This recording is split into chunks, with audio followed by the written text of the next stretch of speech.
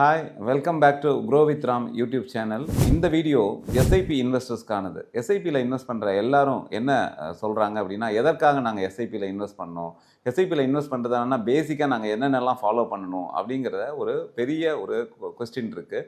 So இந்த video SIP investors என்னென்னலாம் செய்யணும், எது மூலமாக செஞ்சால் அந்த எஸ்ஐபி இன்வெஸ்டர்ஸ் தன்னோட வருங்காலத்தில் தன்னோட பணத்தை எப்படி பன்மடங்காக அதிகரிக்கலாம் அப்படிங்கிறதுக்கான வீடியோ தான் இது. ஸோ இந்த வீடியோவோட டைட்டிலே என்னென்னா 7531 SIP rules. So these are all the rules. கிட்டத்தட்ட ஒரு 4 ரூலை பற்றி நம்ம இந்த வீடியோவில் பார்க்க போகிறோம். ஸோ ஃபஸ்ட்டு ரூல் 7 அப்படின்னா என்ன அர்த்தம் அப்படின்னா, SIP invest at any point of time அவங்க அந்த இன்வெஸ்ட்மெண்ட்டில் கிட்டத்தட்ட ஒரு 7 வருட காலமாவது இருக்கணும். பிகாஸ் கடந்த 25 வருஷத்தில் ரிசர்ச் என்ன சொல்லுது அப்படின்னா, ஒருத்தரால் தொடர்ந்து 7 வருஷம் இன்வெஸ்ட் பண்ணுறாரு அப்படின்னா அவருக்கு நெகட்டிவ் ரிட்டர்னுங்கிறது கிடைக்கல.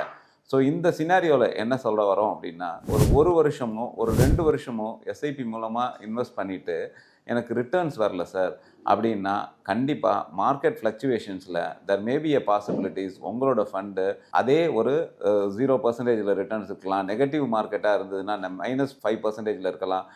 கிட்டத்தட்ட ஒரு 5% 6% ரிட்டர்ன்ஸில் இருக்கிறதுக்கான வாய்ப்புகள் இருக்குது. ஸோ 7 வருஷ காலம் உங்களால் அந்த இன்வெஸ்ட்மெண்ட்டில் இருக்க முடியும் அப்படின்னா தாராளமாக எஸ்ஐபியில் இன்வெஸ்ட் பண்ணுங்கள். இதுதான் அந்த 7ங்கிறதுக்கான அர்த்தம்.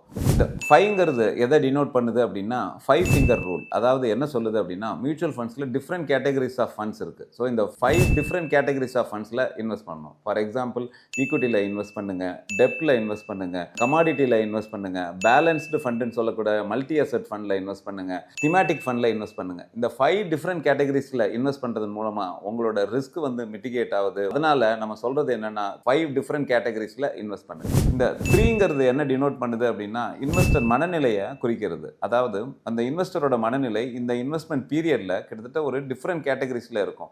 இந்த ஃபஸ்ட்டு ஃபேஸுங்கிறது டிசப்பாயின்மெண்ட் ஃபேஸ். அதாவது அவருக்கு 7லேருந்து 10% ரிட்டர்ன் கிடைக்கிறது அப்படின்னா அவர் வச்சுக்க வேண்டியது என்னென்னா மாடரேட் எக்ஸ்பெக்டேஷன். பிகாஸ் ஃபிக்ஸட் டெபாசிட்டில் ஆர் டெப்ட் இன்ஸ்ட்ருமெண்ட்ஸில் கிடைக்கிறத விட அதிகமான ரிட்டர்ன்ஸ் கிடைக்கிறது. ஸோ இந்த நேரத்தில் அவர் மாடரேட் எக்ஸ்பெக்டேஷன்ஸ் வைக்கணும், தன்னோட மனநிலையை சமநிலையில் வச்சுக்கணும்.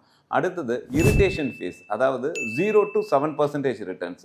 இந்த ஃபேஸஸில் மார்க்கெட் ஃப்ளக்சுவேஷன்ஸ் இருக்கிறதுனால அவரோட returns less than fixed deposit ரேட்டோட கம்மியாக இருக்குது. அதாவது 7% ரிட்டர்ன்ஸோட அவரோட இன்வெஸ்ட்மெண்ட் ரிட்டர்ன் கம்மியாக இருக்குது.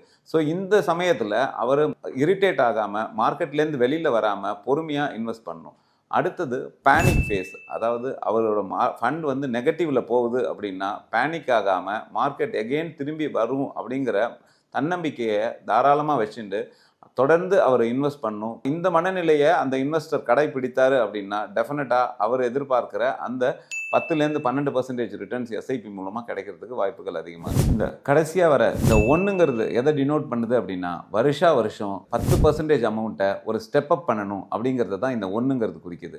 ஸோ இங்கே அவர் ஒரு ரெகுலர் எஸ்ஐபியில் மாதம் 5000 ரூபா இன்வெஸ்ட் பண்ணுறாரு அப்படின்னா ஒரு 20 வருஷத்தில் 12% ரிட்டர்ன்ஸ் 50 லட்சம் ரூபாயை கொடுக்கும். ஆனால் அதே அவர் வருஷம் ஸ்டெப் அப் பண்ணுறாரு அப்படின்னா அந்த 20 வருஷத்தில் அவருக்கு கிடைக்க போகிற தொகை கிட்டத்தட்ட 1 கோடி ரூபாய். ஸோ இதுலேருந்து என்ன நம்ம சொல்ல வரோம் அப்படின்னா, எஸ்ஐபி இன்வெஸ்ட்மெண்ட்டில் இந்த தனிநபர் 7531 அப்படிங்கிற இந்த ரூலை ஃபாலோ பண்ணுறதன் மூலமாக பொறுமையாக ஃபினான்ஷியல் டிசிப்ளினில் இன்வெஸ்ட் பண்ணிகிட்டே வராரு கன்சிஸ்டண்ட்டானா டெஃபினட்டாக அவர் எதிர்பார்க்குற தொகை அவருக்கு கண்டிப்பாக அதை அடைஞ்சே தீர்வார். அது அவரோட ஃபினான்ஷியல் கோலை அச்சீவ் பண்ணுறதுக்கு யூஸ்ஃபுல்லாக இருக்கும். இந்த வீடியோவில் இதை பற்றின சந்தேகங்கள் ஏதாவது இருந்ததுன்னா இந்த நம்பருக்கு கான்டாக்ட் பண்ணுங்கள். எங்கள் டீம் உங்களை ரீச் அவுட் பண்ணணும். இதை தவிர உங்களோட எக்ஸிஸ்டிங் போர்ட்ஃபோலியோவை ரீபேலன்சிங் பண்ணணும், இல்லை உங்களுக்கு இன்வெஸ்ட்மெண்ட்டை பற்றி ஏதாவது ஐடியாஸ் வேணும் அப்படின்னாலும் எங்கள் டீமை ரீச் அவுட் பண்ணுங்கள்.